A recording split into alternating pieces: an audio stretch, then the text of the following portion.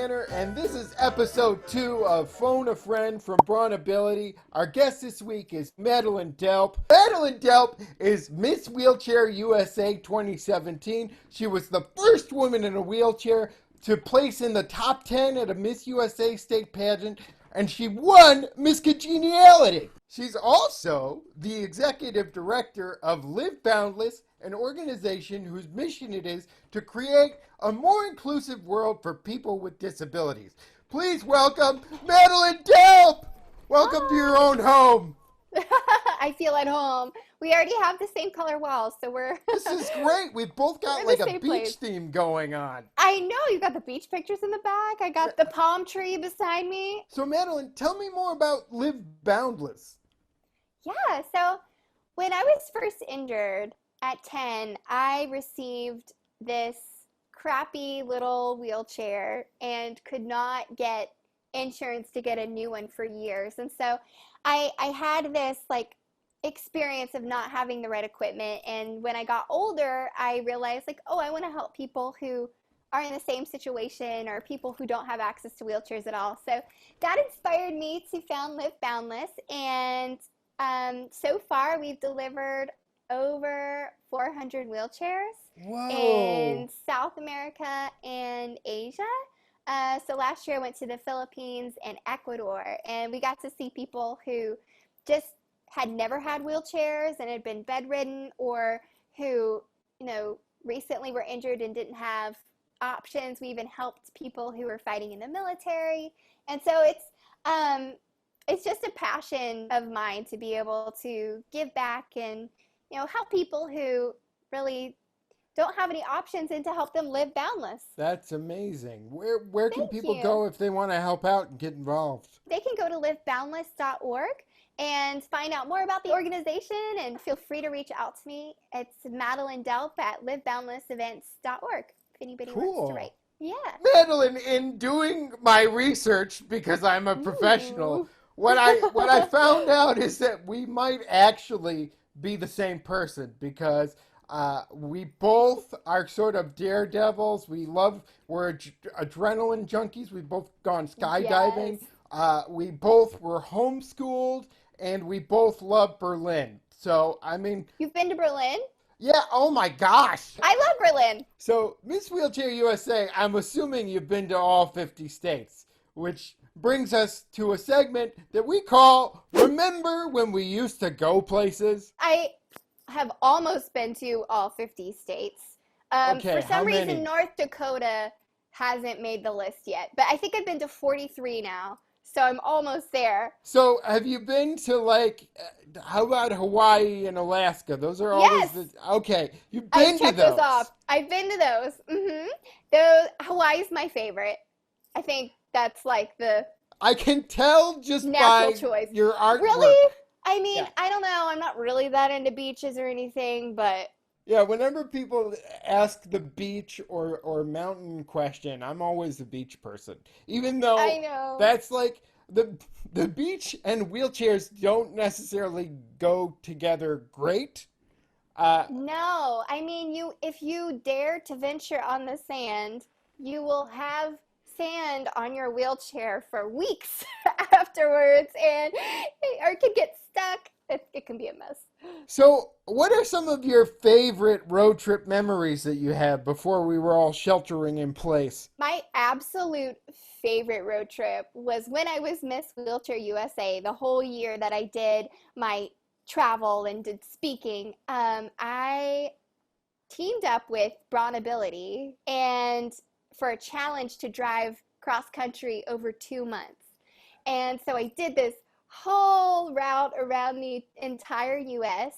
And I think my favorite memory kind of ties in with something you're interested in. And that was in Idaho when I went base jumping.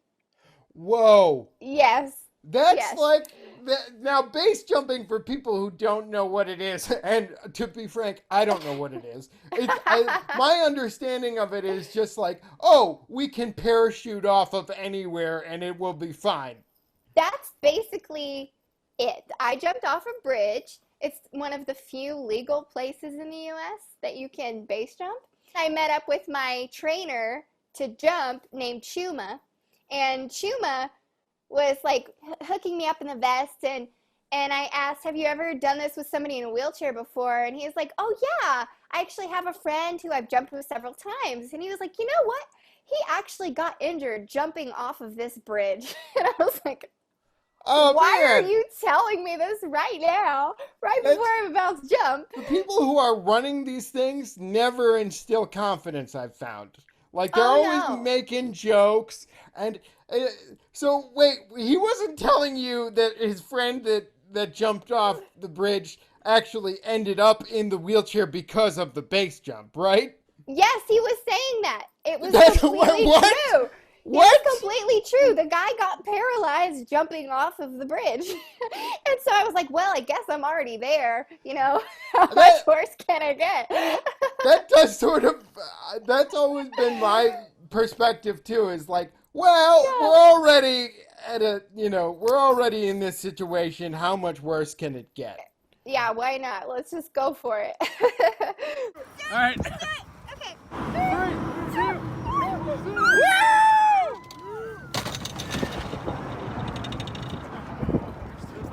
If I can do this, and if I can get through this, then like I can do anything. Why would I ever be scared of anything else? after I crapped my pants on a reality show and got through it and no one knew, I was like, I can get through anything. Last year I did shark cage diving in Florida. Whoa! Yes, but here's the thing, and it's kind of similar to the base jumping thing. We got there on the boat and they start throwing chum in the water, like buckets of fish heads and all, and the guy's like, "Oh, the sharks are coming out really quickly. All right, guys, we're all going to jump in." And I was like, "Wait, I thought we were going to be in a cage Oh diving in." And he's man! like, "No, we are free diving with sharks." So I get in, and there are like 15 sharks swimming all around. I have never been so scared in my entire life. And one of them was a little interested in me and kept like coming straight up and then turning like right before he got to me. And Oh, at one point I was like tapping out. I can't do this anymore. This is freaking me out. So I was getting in the boat. My leg got caught in the propeller. It was what? stopped, but it got cut all the way down, and so I was bleeding profusely Okay, getting in this boat. so you aren't really doing a great job selling me on this experience, but that's oh my gosh. Well, I'm here, aren't I? I think So, you may be braver than I am. Like I was excited about it as long as there was basically no risk of me. well, there was like this 20-year-old, 90-pound stoner kid who was on the boat, and he was the safety diver. And so when this shark was getting really interested in me and getting way too close, I kid you not, the dude swam up to the shark, bear hugged it, and then like went like this and threw it away from me. Not I even joking. I think it was a hammerhead. I guess if it works. We both homeschooled during high school, I think, right? Yes, we did. We are the same person. Truly. But Yeah. what I'm wondering, what about what has being homeschooled taught you, if anything, about living through this time, during COVID? Because there are a lot of parents at home with their kids and kids dealing with it for the first time. And does that give you any perspective on what we're going through right now? It really does, because I think I had a bit of a similar situation in the sense that I didn't know I was about to be homeschooled. It was kind of thrust upon me in a sense. I had a situation in my home life that was not good, and so my mom and I basically just had to leave. And so we moved to Detroit, Michigan, for ear of all places. And I had to homeschool my entire 10th grade year and part of my ninth grade year.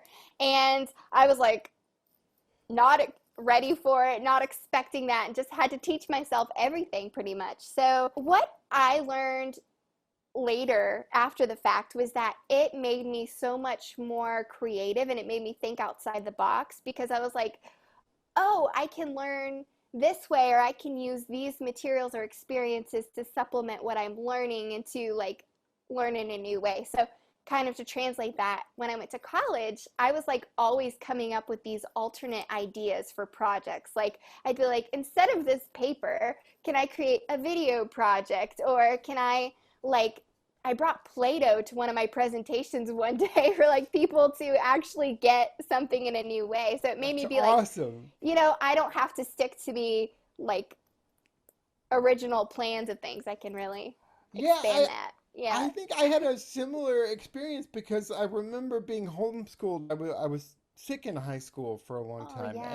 and Mm-hmm. um, and during that time, even when I was feeling pretty hopeless, that's when I wrote my first screenplay because I wanted to That's amazing. be a filmmaker, and I think it does. When these things are sort of thrust upon you, you sort of Mm-hmm. look at ways that you can deal with them and cope with them creatively. So that's really cool. Madeline, so this is the first time we've met. So I want to play a game called Fast Track Friendship so that we can Ooh, okay. immediately become best friends. That sounds great. I Okay, love it. these are lightning round questions, really fast. Okay. Pickles or no pickles? Oh, no pickles. Why? Oh, they just taste sour and chewy and the texture's Okay, weird. that's fair. That's fair. Acceptable answer. Next question. Okay. Cats, dogs, or birds? And if you say birds, I know you're weird. Well, Zach, I'm gonna have to say, woo, cats. Oh, wow! You brought props! I brought props. What's your cat's name? This is Stella. Say hi, Stella. Stella. Ooh. Fun fact about this cat. Over quarantine, I found that she plays fetch. She plays fetch? Yes. My Hi, baby girl. cats, Come here. they don't Come here. even, like, my cats Ooh, don't even pay attention to me unless come they're here. being fed. But it doesn't really matter. I'll rub their bellies at any time. I don't care. What is the most shameful thing you've done in quarantine that you're willing to admit? Ooh. Um, I kind of went on a Ben and Jerry's binge for a week Oh, where I went through wow. so many tubs of Ben and Jerry's, the new core kind that have like the tasty toppings inside the Oh, middle. yeah. And then you And eat out the entire core and leave the boring ice cream. yes, What's a phobia you have that not many people do? I don't know if it's a phobia. No. I was just going to say it annoys me when people have pimples and they don't pop them. That's not really a phobia. It's not a phobia, but I'll take it. You'll take it? It bothers me so much. If somebody has like a pimple walking around, I just want to be like, Now, anyway, are yeah. you Is it? someone? How well do you have to know someone to want to pop a pimple? I I'll just say this. There have only been 4 friends that I've done it to. Is that a lot? Okay, so you're kind It's of stuck whenever you see a pimple. You're just like you can't do it, but you're you just have to powerless. live with it. But that's the only thing I think about whenever somebody has one, and I can't think about anything else. What they're I don't saying. know. I might have like all of them right. I got a zit yesterday on my forehead, and every time I get a zit now as an adult, I'm like, really? Are we still doing this? I know, me too. I was like, is this? I thought I passed the teenage years, and then you get to that golden age where you don't. But Yeah. no, how is this Um, still happening? how Yeah. is it that I have pimples and back pain at the same time? Amen. Now we are best friends. I feel Yeah. you on that. How did you get into pageantry? Trust me, Zach, I was the absolute last person who thought I would ever do pageantry or anything similar to it. So I, funny enough, did my like senior thesis project in college about wheelchair accessibility in Germany. And so I did a large part of it in Berlin. I came back to the US and gave a presentation on my findings of accessibility and why people with disabilities should be equal in society. I found this like passion in me when I spoke to the audience about, wow, I really love empowering people and shedding light on the disability world. So I was like, how can I continue to do this? And I heard about this competition, Miss Wheelchair North Carolina, and I decided to compete. Well, I was completely astonished when I ended up winning. And so the competitive nature in me was like, all right, we got to take this all the way. I just spoke all across the state of North Carolina. It's when I first teamed up with BraunAbility and got to just drive all over the state. And then went to Miss USA and won. Miss Wheelchair USA and won. Oh, awesome. Because I like you thought you would never be in pageants. I always thought I would be in pageants. I was, and it hasn't worked out so far. So I was wondering if we might be able to do a little segment where you teach me how to be a beauty king. Oh, you would be the best of beauty kings. In fact, let's go ahead and prep you. All right? Are Okay, you this ready? is pageant tips for Zach. All right, so I have an idea, Zach. Let's work on your pageant intro. Ooh, I like that. What are two fun facts that you think describe you well? Describe your personality. So, two facts about me. Let's see. Um, I can quote almost any movie from the 90s. Uh, and Wow, that's impressive. and both of my eyes are lazy, so I can look at two things at once or no things. So your fun facts. Let's see, we have, We have you lazy can eye. see I have pop your culture references. pop culture references, loud. Loud. Those are my best qualities. I'll give you an example. Madeline can speak several languages, and she loves adrenaline sports. She has swam with sharks in the deep blue and can yell at you in Chinese too. North Carolina. Oh man. Okay. All right.